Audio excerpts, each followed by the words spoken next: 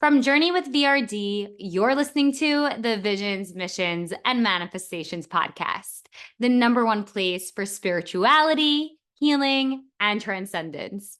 I'm your host, Vivian Calderon. Now let's get into it.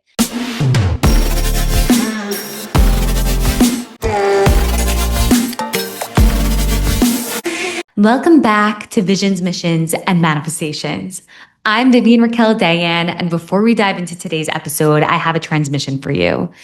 To the woman who is done putting herself on the back burner, to the woman who has poured into everything else while her own vision sat waiting, to the woman who feels it in her body that there is a version of her life that she hasn't said yes to yet. This is for you.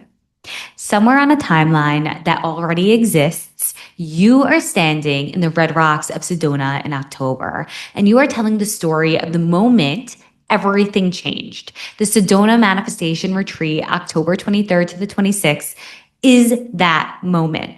Because here's the rule we're breaking today. The idea that you have to wait, that you have to earn your turn, that showing up for yourself is selfish. That rule was never yours. She's a decision, and that retreat is where you make it. And it gets better because today's guest is bringing her magic to Sedona with us. This episode is with one of my favorite VIP clients, Abigail Calderon, expert herbalist and coach. From her journey with Crohn's to manifesting love, this conversation is full of insight and wisdom. And at the retreat, Abigail is leading a workshop on crafting your own herbal medicine for whatever you're calling it in, whether it be love, a healthier mindset, your career, all of it. We have 2 VIP spots left, 3 regular spots left, and that's it. So DM us the word Sedona on Instagram right now at Journey with VRD, or find the application link in the show notes, where I'll also be putting Abigail's website so you can get to know her more. Your future self already said yes to Sedona. Now it's your turn to say yes and receive your manifestation. Okay, let's get into it. Abigail, welcome to the show. Abigail, I'm so honored to have you on this podcast. I'm humbled and blessed to have witnessed your transformation. I'm so appreciative and grateful to have met you. Like I always tell you, I think that it's so kismet that we met the way we met and the things that we have in common. I'm so excited for our audience to get to learn your story, who you are, what you've overcame. And I know that you're going to inspire every single listener, every single ear that tunes in. Why don't we start just by giving a brief description of what sewa means? So sewa actually has 3 meanings. So the first meaning is flower in Mayan. I wanted to come up with a name that all represented like everything about me, including my Mexican roots. So I was born and raised in Mexico. I wanted something Mexican. So it means flower in Mayan, connecting me to that Mexican soil. And then I found out that in Sanskrit, it means that who heals. Which I absolutely love, but it's also an acronym of Sacred Embodiment Wisdom in Action, which is just, it's a very magical name. It is something that it just resonates with me so deeply, and that I hope it can resonate with others. I think that's so beautiful, the way that you created your own acronym for sewa, as well as the actual definition of sewa. What brought you to sewa? How'd you create sewa? That is a long story that we're going to make a little bit short. But it all started when I was 2 years old. I was actually diagnosed with inflammatory bowel disease, with ulcerative colitis, to be more precise. And throughout my whole childhood and my whole life, my mom, bless her, had me on so many diets, and she was looking for all this like alternative medicine and everything just to make me feel better. And I grew up like from hospital to hospital, also fighting a lot with body image because if I was having a flare up, I looked like a skeleton. But then they would put me on prednisone and I would look like a balloon. So I was never really happy and I was really never really there until I turned about 20 that I realized after like the last really hard flare up, I was like, if I don't take control of this, this is going to consume me. So I changed my vision. I was okay, this disease, this illness, this whatever we want to call it, instead of making it my life and my story, why don't I utilize it to grow? It is a part of me, but it's not me. And I just started really noticing. And the first thing I noticed was my diet. And I noticed that certain type of foods really, really, really made me feel so much better. And certain type of foods just made me feel very, very sick. So I became a pescatarian. And that really changed my life. And the second I realized that I had that control over my body, I was like, okay, I want to do this for so many other people. And I previously had a degree in graphic design. And I immediately like went 180 and I reapply. I did pre-med. I applied for NYU. I have a master's in clinical nutrition. And I finished that. I was like, this is not enough.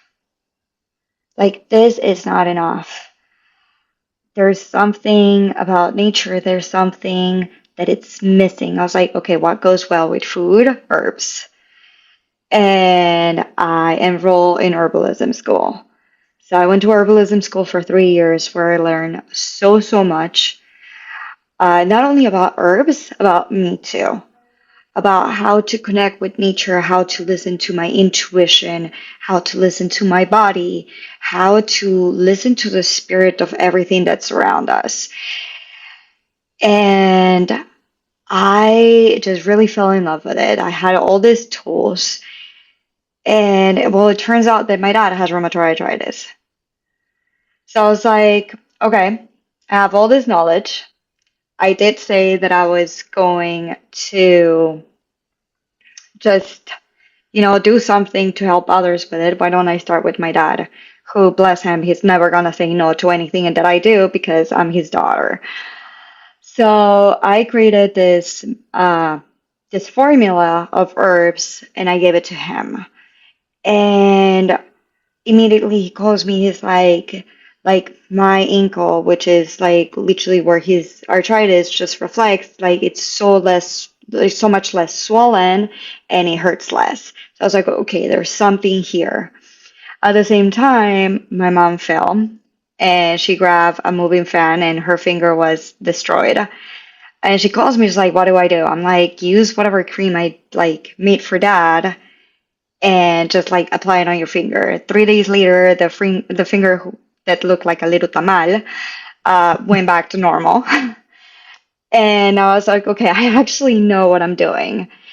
And I just really started creating formulas that can really help a lot of people. I have a lot of them I created even for me. And I was like, okay, this works so well. Why don't I put it out there? With the hopes that like people don't have to run to over-the-counter medicine and they can trust their own body and they can trust their own intuition and they can trust that nature has an answer if you know how to use it. So that's how Sarah came about, and I'm very, very excited to just like share it with everyone. There's a lot of love put into all of this work. There is a lot of knowledge. There's a lot of care.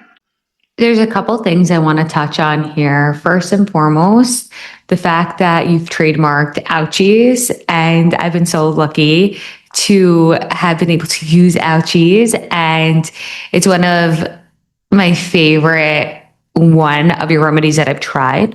I haven't tried too many yet, but I think what's so amazing about what you're doing is that you're creating this homeopathic boxes where, if somebody wants calm or focus or just a bunch of remedies in their kitchen cupboard, like they have all of that and you're giving access to ancient wisdom. I think like something you touched on was, having a headache or having something go on and feel like you have to run to go buy medicine that has a lot of side effects. I know you and I spoke a lot of these side effects, but also, like you said, growing up, you take one medicine, it made you very frail. Another medicine made you like a balloon. And to be able to have something that has no side effects, something natural, something that you made with love, something that you made to heal yourself and that is going to heal so many others is so magical, even though there's no magic about it. It's just nature. Yeah, I feel like there's a little magic about it, but absolutely. And what I'm saying also is like I'm not against pharma. I think there's an amazing wisdom to it, and there's so much progress that we've seen over the years on it. And like I experienced it personally throughout this journey of like first starting with my one medication, and I like literally seeing the progress that medicine has done. But I also seen the other side of it, of like being on one medicine because I needed, not to have a flare up, and then my doctor calling me in like a Saturday night on the phone saying like your labs came back, your liver is super, super inflamed. Don't drink, don't go out, like don't do anything. And it was all caused by this medication that like, was to help something else. So I think there needs to be a balance on there's so many natural things that can help us for little things. Don't go and get like the pharmacy that like Right. might fix something that at the same time is going to decompose something else. 100%. 100%. Something I'm always talking about, Abigail, is how in the shit, excuse my French, in the shit. And if Lauren is listening to this episode, one of my favorite clients, please just make sure Michelle's not in the car, or Susan, because she always says, I'm calling her out so hard. She says, my kids hear you cursing. But I always say that in the shit is really where the gold is. Okay. So many Mm-hmm. people are so scared of what stinks, what doesn't feel good, what makes them feel uncomfortable. And so many people take diagnoses, and I'm somebody who had Lyme disease, Crohn's disease, literally born blind. Like I've been through my fair share, trust me.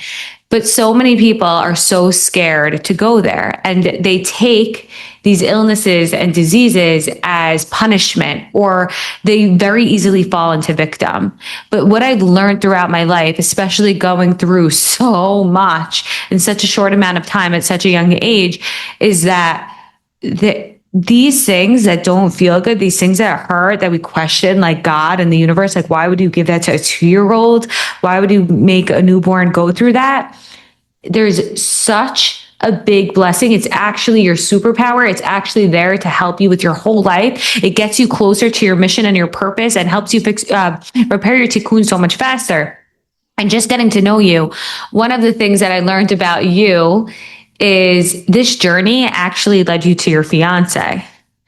Okay. Yeah. Which I think is so beautiful. This journey of like healing yourself and not feeling like one thing was enough, and always having to learn more about yourself and how to heal yourself led you to your fiance. Do you feel comfortable sharing that story? Yeah, absolutely. I mean, you talking about manifestation and everything, I think this goes very much hand in hand.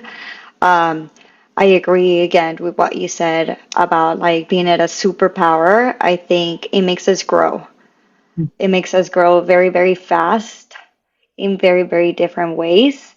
And you're the one who has to decide how you're going to see it. And I think for a lot of years, I was not validating myself because I went through so much. And I mean, at 13, I got my whole like long intestine removed. And I always felt like, it's not something visible, but I always kind of felt like, oh, a part of my body was amputated because a part of my body is missing, then I'm not worth something. Like, I'm not worth someone that loves me. Um, I'm not worth respect. And I, they say you look for the love that you think you deserve. And for many years, I was attracting all this, excuse my French, all this trash, all these people that were extremely toxic for me. And I was looking for validation. And after a lot of missteps and like going through a hole and just really like a really bad experience that ended up with me like in antidepressants that, side note, I needed them at that time. And like again, like I said, like take the wisdom, they're there for a reason. Mhm. Plan at that point couldn't get me out, and I was like, I'm desperate. And after taking them for a couple of months, I was like, okay, but what's the pattern here? Because I think that after you realize that there's a pattern, the problem is not on someone else. Mhm. And we have this way of blaming someone for what's really happening to us because one is easy and two, why would you want to blame yourself?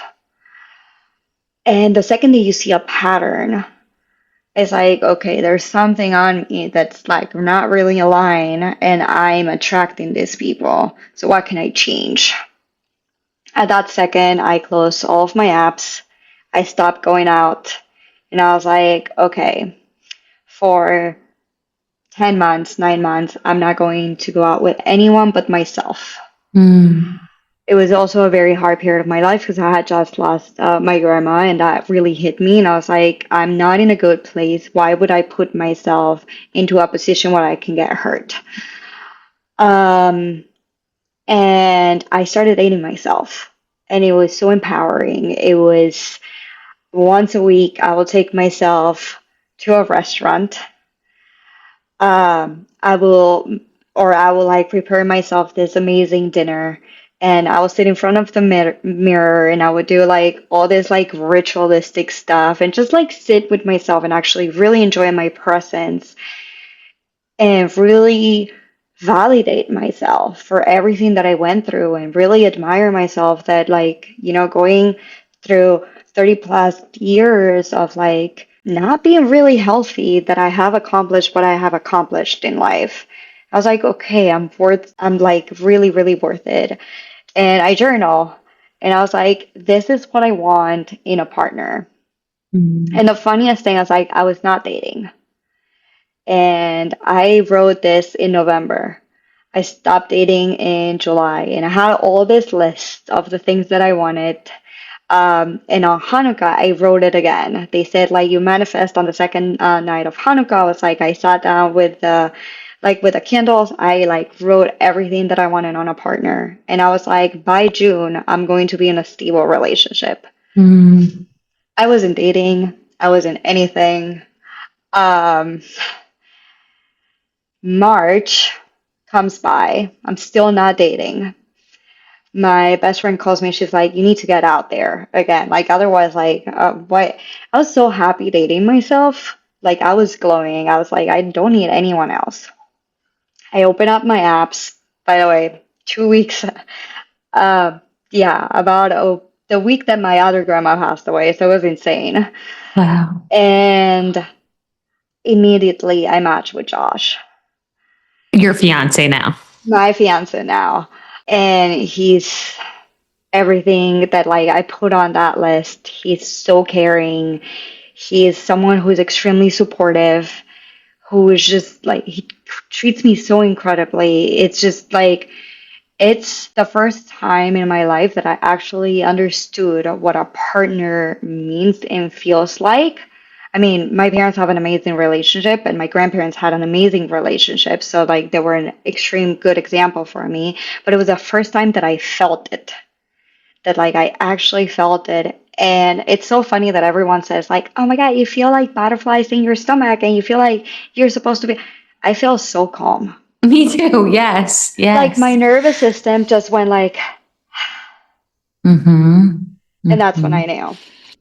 Okay, a few layers I wanna back up here. First Yeah. and foremost, I want to know, you brought up that having parts of your insides come out and be removed made you feel like there was a part of you that was missing. And until you had the whole part, you wouldn't feel fully worthy of being loved. During the 10 months where you weren't dating anyone but yourself, how did you repair your relationship with your body? And did you see that by doing so, you were able to let love in fully by someone else? Okay, without laughing at me, I had all this ritual. It started being really, really hard. It started by looking at myself in the mirror and just saying, okay, these are two things that I really like about me. Just do. Let's start with two. But I don't know, my eyes, my hair, just, and not allowing myself to criticize anything that I saw about me, not the scars, not looking for imperfection, but looking for something that I really like. Sitting on in meditation, really, really genuinely just mentoring, I love myself, I love myself, I love myself. And mentally reconstructing that long intestine. So noticing that while physically it's not there, and I have the scars, and of course I have still sometimes the baggage of it's gone. Knowing that the energy of it is still there, and that the only one that was creating that vacuum and that hole was me. It was all mental. Yes, physically it's not there, but the energy is still there. Even if I may, I'm just going to bring Chinese medicine for a second. You go to an acupuncture, there's a part of you that's missing. The meridians still exist. That part's still going to be treated because the energy is still in your body.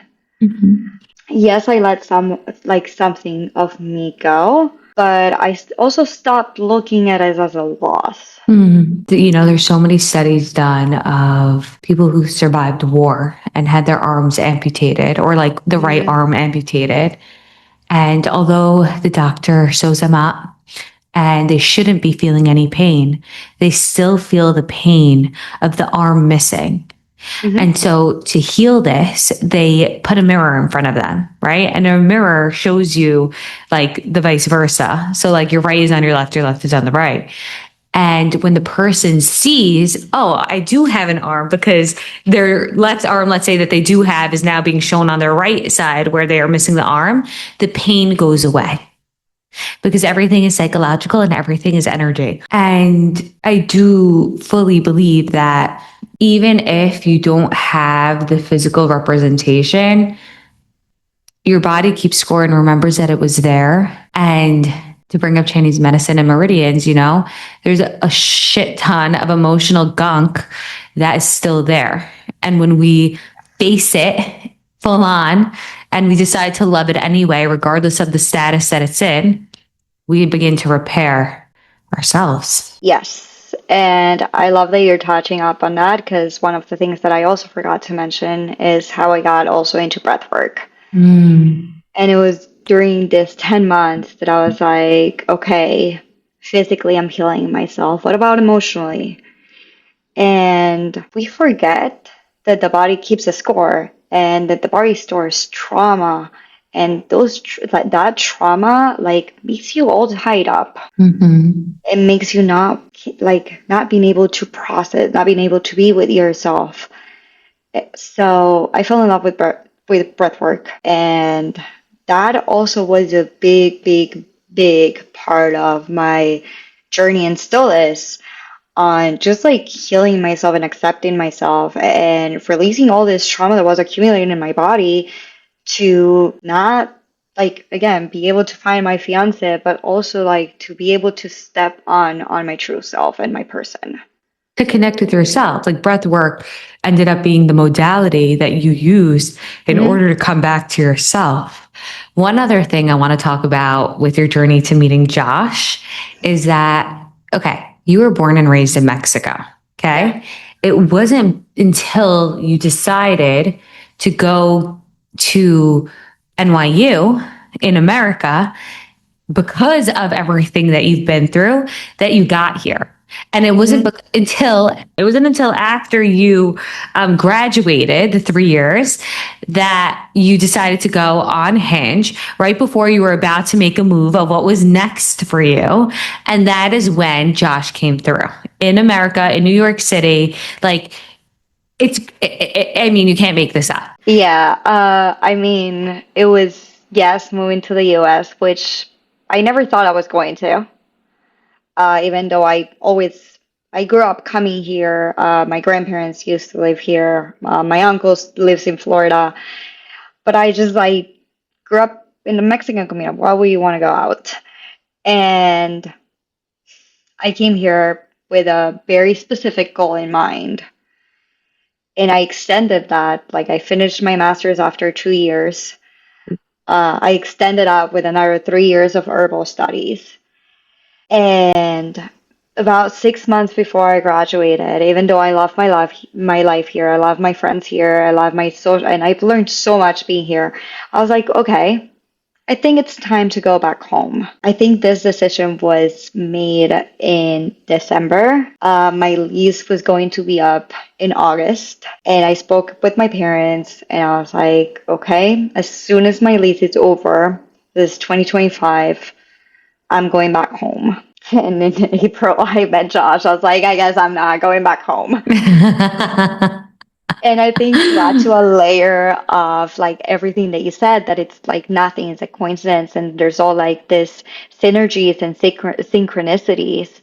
It turns out that I grew up going to the Jersey Shore very often.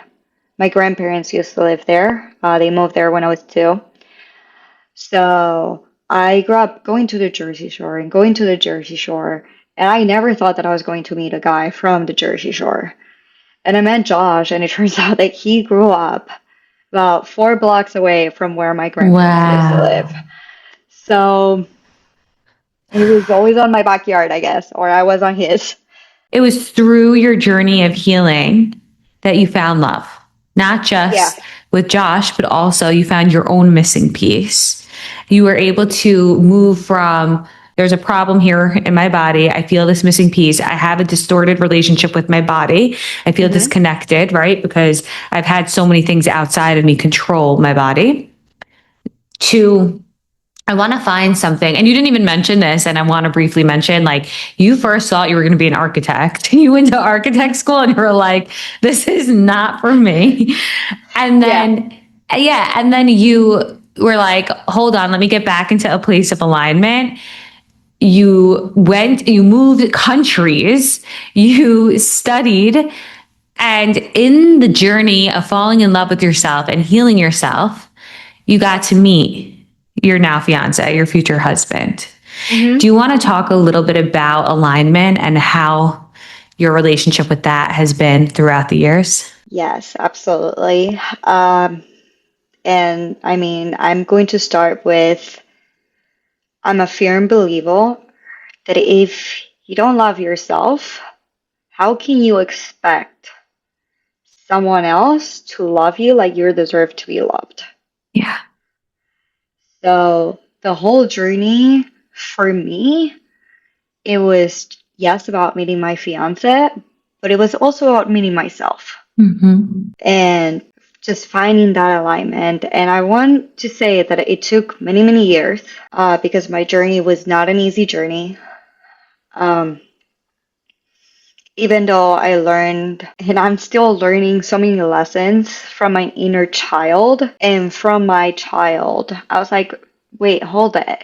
If me as a child was able to do this, like, me as an adult, like, really, I can't? Like, well, come on.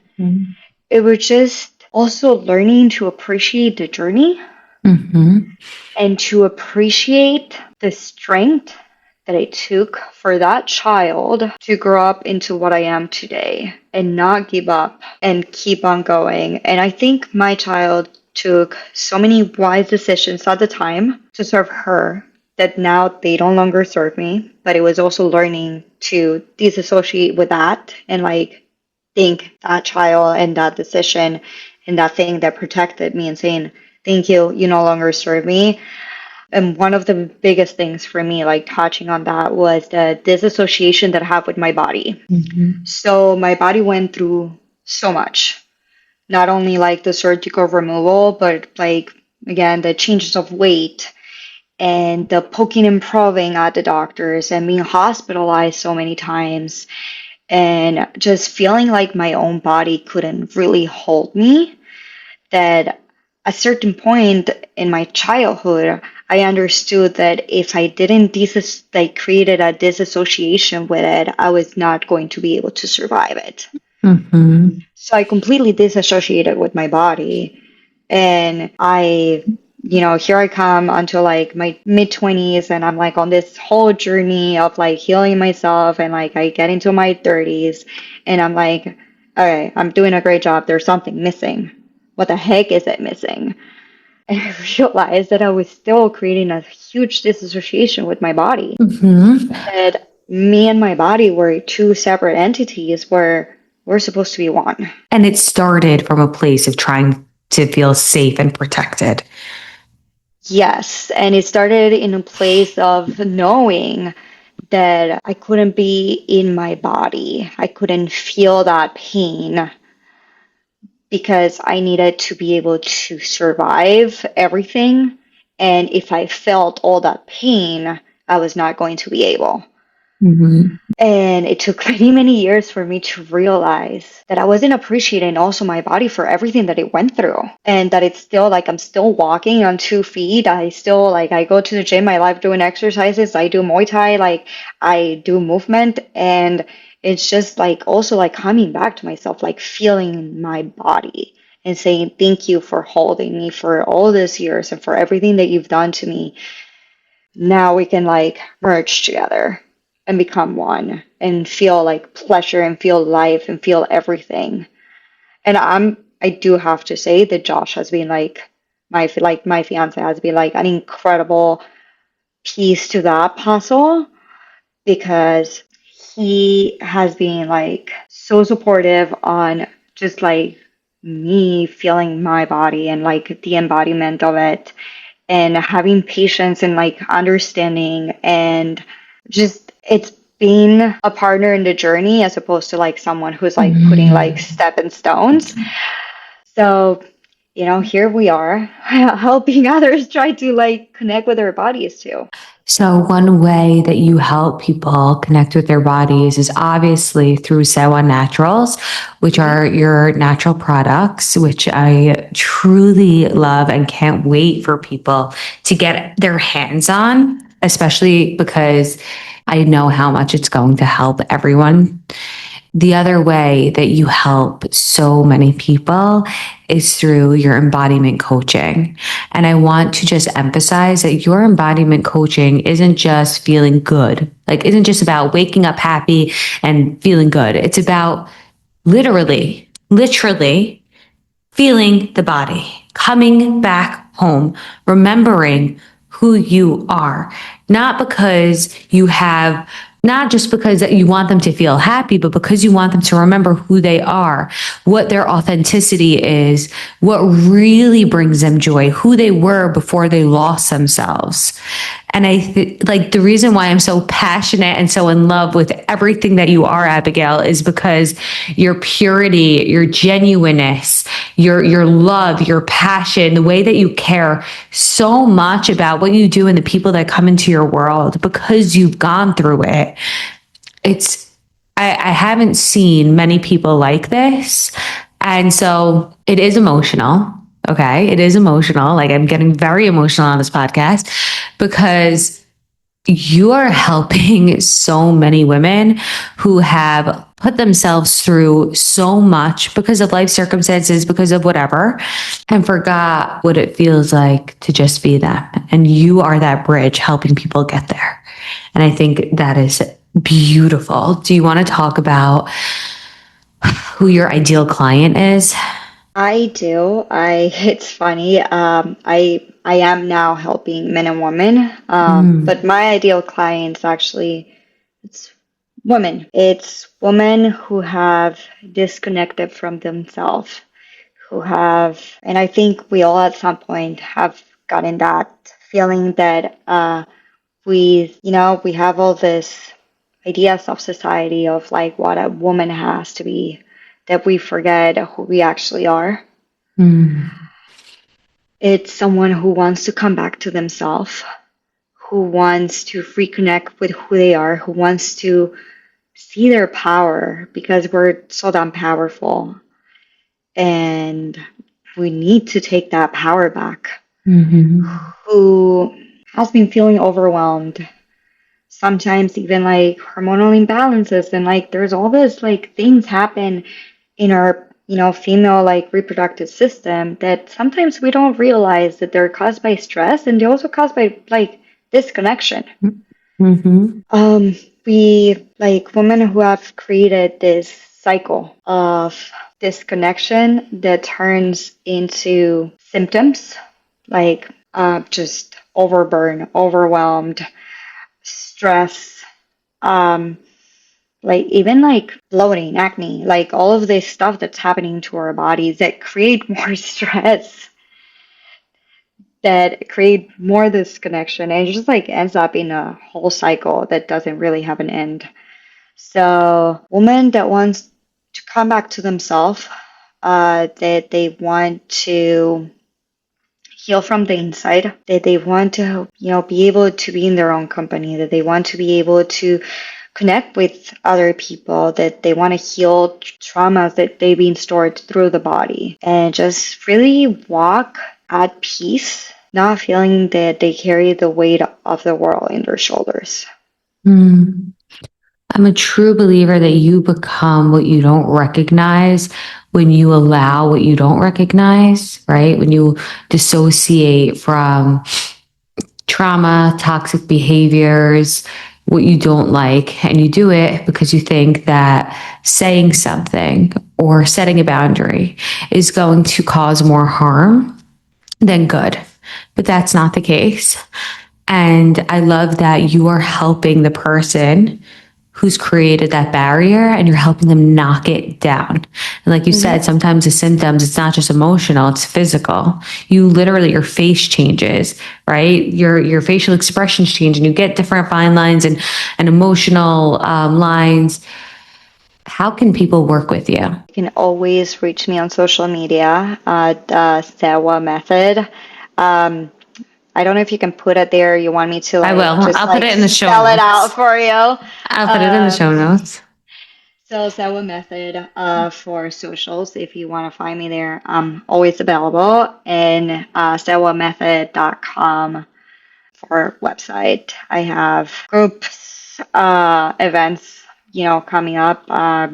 Being really, I feel like, especially of women, we're so connected to the moon. So Mm. I've been doing like breath work and like moons, just meditations and circles. I work one on one and I do herbals, I do breath work, I do energy healing, I do whatever, we need to just become stronger and stronger every day and connect with ourselves. So if they want to reach me, I'm always open. And you will be speaking at Manifestation Live on I February will. 7th. So Yes. people will be able to actually get into your energy in person, which I think is so special. Thank you. We have two questions that we ask everybody who comes on the podcast. So I'm going to Okay. start with one. The first is, if you were to have a spiritual superpower or seventh sense, what would it be? And how does it help Uh, you in your healing?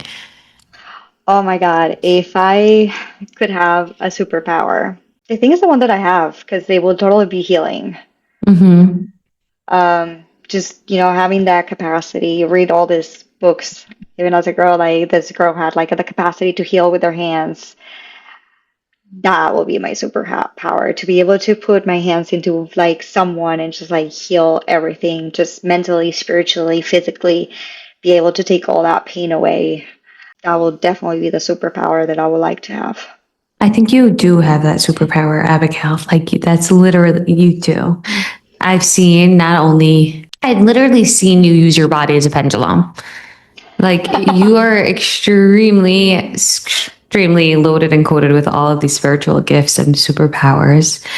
If you were to go for dinner with anybody dead or alive, fictional or real, who would you go with? What would you ask them? And what would you eat? Because I do know you are a foodie. I am. Funny enough, I would choose to go for dinner with Maimonides, Wow. one of the biggest doctors, healers, spiritual guys in history. I think a lot of his knowledge got lost throughout the years. A lot of his books got lost throughout the years. And I don't think one dinner would be enough. It was like I have so many questions for him, from like how the body works, from how like herbs work, for how like, you know, combining like Torah spirituality with healing and like with plants and with nature and like with how the body works. It's just like so much knowledge that I would like to have as a food. I don't know. I'm a huge foodie. Yes, but a part of me with like food is just like whenever it's good food, I love it. I will say tasty veggies. Ooh, I feel like you'd be so starstruck that you wouldn't even be able to eat. You'd forget to order off the menu. I get that. I understand that. Yeah, Before we close off the episode, do you have 3 pieces of wisdom you'd love to share with the audience? I do. The first piece of wisdom that I have is you are way more than you think you are. Mm-hmm. Never ever forget that. You have power within you that you don't even have. The second piece of wisdom is that you have to believe in yourself. Mm-hmm. Believe in your instincts, believe in yourself, believe in what you're capable of. And the third one, never be ashamed to ask for help. Ah, so important because I feel like so many people feel like they have to do it alone or they're a failure or a help means that they're not good enough. But I promise you, it takes a village. I don't do it It takes alone. a village. It takes a village. Okay. I have an assistant. I have 3 mentors, right? I don't just have one coach. I have 3. I have a really, thank goodness, supportive husband. And I could not do this alone. And I have to say, I happen to have some pretty badass clients who go all in on their vision and their mission and their manifestations and are literally helping the world just be a safer, happier, more aligned place. Yes, I 110 agree with you. I think asking for help is one of the hardest things to do because it takes a toll on your pride. Mm-hmm. And we like to think, that pride is everything and community is actually everything. Mm-hmm. Like you say, it takes a village. Um, it takes knowing that you might be amazing at some things, but you cannot be amazing at everything. Mm. So asking for help when you need it and taking that help with a smile on your face and being grateful for it makes a bunch of difference on your growth and on how far you go. Letting that sink in. That was great. Thank you, Abigail, so much for being here. Thank you, Vivian, for having me. And that is today's download from Rich Girl Empire. Your vision was always a blueprint. Your mission, the energy behind it, and your manifestation, well, that was never something you had to chase. It was simply you arriving to collect what's already been written for you. Every episode here is a piece of the puzzle, a tool, a mindset shift, a frequency to step into, all designed to support you as you build your own empire in your own time, your own way. If something in this episode expanded you, opened you, shifted something within you, don't let that energy stop here.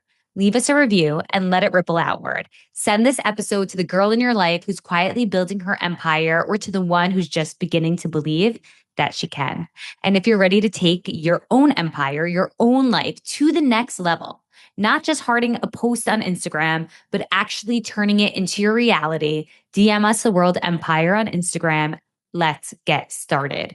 Follow Rich Girl Empire wherever you're listening so that the next download finds you right on time. And come find us at Journey with VRD for more on the life, the energy, and the empire we're building, one aligned decision at a time. Until next time, stay aligned, stay elevated, and keep claiming everything that already belongs to you. This has been Rich Girl Empire, and I'll see you in the next episode.